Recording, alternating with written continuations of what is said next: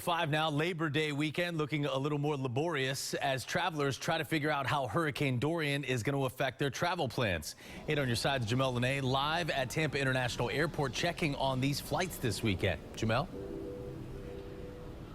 Well, good morning. Everything pretty normal here. We've been looking at the arrival and the departure boards, and there's maybe 1 or 2 delays, but not because of Dorian. But this could all change going into Monday. Depending on Hurricane Dorian's intensity, the tower may have to be evacuated and the jet bridges may need to be stowed.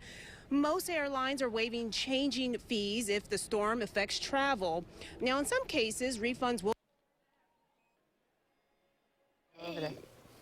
getting to and from destinations. Now, we talked to a man who luckily found a last-minute flight out of Miami to Tampa yesterday. He said he was on the phone for hours. This morning, he's headed back home.